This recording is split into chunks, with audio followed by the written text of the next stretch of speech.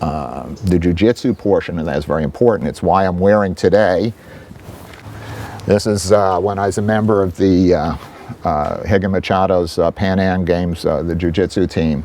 All 5 brothers were together at that point, but Higan was the coach for the Pan Am Games, people who were going to compete in the Pan Am Games. I competed in 96 and 97. I took gold 2 times.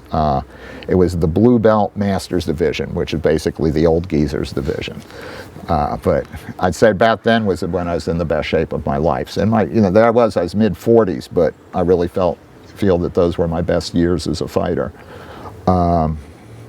And yeah, I continued to evolve. Eventually I became a purple, and eventually several years after that I became a brown belt under Higan. And so bringing those skills in, but there's important differences between regular grappling and grappling when a stick is involved. One is an image portraying my age here. I used to play a lot of pinball. I was one of the better players in law school. There was a pinball machine in the student lounge, and there was a small group of us that we were addicts. And the machine would have this thing, if you were really doing well, boom, boom, boom. It would set up so that additional balls would be released, and you were playing 3 balls at one time. So instead of just working on keeping 1 ball in play, you had to diffuse your concentration off of the 1 ball and include all 3. And as soon as you started thinking too much about 1 ball, you'd lose track of the others, and you would lose them. They would go down the hole. And that seems to me to be a good image for what happens in stick grappling. That there's 3, maybe 4 fights going on at the same time. You have the grapple fight, you have the stick fight, and you have the stick grapple fight, and then you also have the MMA fight. And what is a correct response in one of those dimensions is often a wrong response as far as the criteria of another one of those dimensions goes. So the thing is to get your person to make a response based on one category of criteria and know what where the error lies as far as other criteria, and to take advantage of it. And so the real key to being a good stick grappler is mental fluidity.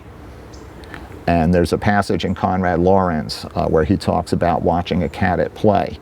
The cat goes bats and starts bouncing off of walls, everything. But if you break down what are the behaviors it displayed, it's a mix of stalking a prey, scaring a rival, closing for making the pounce to kill, chasing a mouse. All these behaviors are strung together, and it's play. And play can only be done in an unstressed state. As soon as the cat is stressed, it won't do that. It will do only the behavior that's responsive to the stress. But as fighters, the more we can stay in a state of play, the more relaxed we are, and the faster we're going to be in our ability to float from one dimension of the fight to another, recognize opportunities sooner and faster. And the ability to recognize opportunities, for me, where I really give deep credit is to the material that I've spent all those years learning with Guro Nosano, the Meiji and the Korto range material. We may have learned it standing up, but it was still there on the ground. And it was Guro himself who helped me see this, because I guess it was about 95, I introduced him to Higan Machado. And actually I think it was 92 I first introduced him, because I was fresh back from Brazil with Higan. I was part of the first team down there. It took a couple of years to come together. And he had been struggling with terrible lower back problems, some bad sea-lot throws, endless hours in airplane seats, and he was feeling pretty discouraged and wondering about his life in martial arts. He's in tremendous pain all the time. And I said to him, "Girl, all these jiu-jitsu guys have really good hips, healthy backs, healthy waistlines. You should try." And he was picturing his Uncle Vincent using him as a throwing dummy. That was his idea of what jiu-jitsu was. I said, "Girl, no, it's not going to be like that." And so one night the phone rings and he says, "This is Mark?" I said, "Yes, girl." He says, "It's Dan Inosanto." "Yes, girl. You really think this jiu-jitsu would be good for me?" Because he had met Higan twice and he felt comfortable with him, because Higan did not have that attitude that was associated with some of the Gracies. I felt very comfortable with Higgin. He says, you really think it'd be good for me? And I said, yes, girl. He says, all right, please set up a lesson for me with Higgin. And so I called Higgin and I said, Higgin, you got to be really careful with his back. And he says, don't worry, Macadeni, I know how to teach old people. And so the Machado School, they're not the best of business people sometimes. They didn't even have a sign on the school. It was behind the donut shop in the Kings Harbor Center. And there's no way I was going to be able to describe where it was to Guro. And so the only time that was convenient for the both of them was 6 a.m. So I left my house at 4 a.m. to go to Guro's house, pick him up and drive him down to the lesson. And did that a couple of times to get him started. And then the first lesson, Higgin went to start with the Upa, escape from Mount, and Guro couldn't even Upa. His back was so bad, even with no one on him. And then this was a key moment. Higgin says, don't worry, we're going to jump that one for now. Jiu-jitsu fits you, you don't fit jiu-jitsu. And so with that, Guro realized that he could trust that Higgin wasn't going to try and force him into things that weren't right for him. Yeah. And so Higgin put him to work shrimping. And Guro's got a work ethic like off the charts. And he just got relentless with the shrimping. And he says, Mark, this is helping my back. Thank you so much for introducing me to this. And then one day, Higgin humiliated the whole class by having all of us race Guro down the mat doing shrimping. And he beat all of us by a lot. And as he continued to work, he made the blue, he made the purple, and so forth. Because I lived near the Machados, it was often convenient for me to be one of the bodies on which he practices technique during the lessons. And so come the end of the lesson, after Hadra Machado was running a lot of these lessons, Hadra came to trust that I wasn't going to get too physical. And so Guro and I would roll. And as long as Higgin was in the room, it was only jiu-jitsu, but as soon as they'd leave the room, he'd nail me with some sneaky C-lot.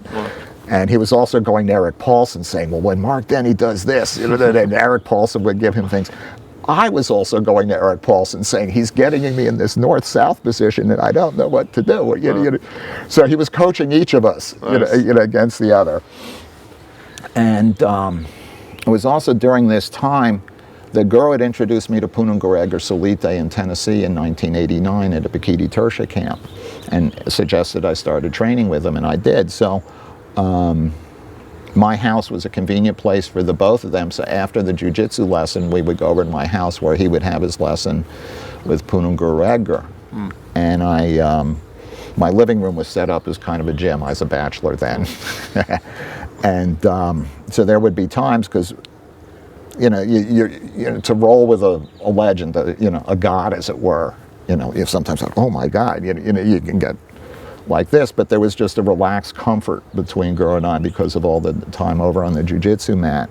And so it was in that context where he didn't feel the need to be respectful to the teacher about sticking with the jiu-jitsu that, we would play lightly with the sticks and stick grappling. And he would do things to me that were moments of satori for me. Oh, I get it now, all these years. Learning doesn't take a long amount of time. It's the not learning that takes up the time. When you get it, you get it. And so, he would just trigger these moments of satori. From guard, he was doing these Junfon trapping sequences on me. So that never occurred to me. And so, for example, if you look at the Kali Tudo 2 DVD, I was using that concept, that experience, to have the top man against guard do the trapping, because most people, when they went to do the trapping, there was this big thing for many years, as well as the trapping any good, blah, blah, is it, well, when the guy can't move away from you because the ground, his back is to the ground, well, the trapping works really well, really well. And, when I go in light play with good people, and I'm talking about professionals, and they're not overwhelming me with their physicality, which obviously, younger, fitter, stronger, sturdier, they could do. But, when they dial down to my level of physicality and we're just playing, I find the trapping to be exceedingly functional. I mean, I regard it as a ace up the sleeve for me. And it can be done from guard or against guard. And then having the experience of doing that on the ground led me to re-examine standing up. And so that, and we now see that in Kali Tudo 3 and in the material that I'm working with within the context of the association, some of the work that I did with Pedro Munoz, who's now in the 135-pound division in the UFC. he's part of Team Blackhouse, and so he's staying. Obviously, if you're over there, he doesn't want to be bringing in something radically different from what they're working with him, and so. But he liked the material. He's said some very kind things about it online, given me permission to use the footage from my work with him as part of the association, so people there can see what are high-level professional, how he reacts to the material and so forth. But so I found the trapping to be very important. So the game evolved, and the game evolved.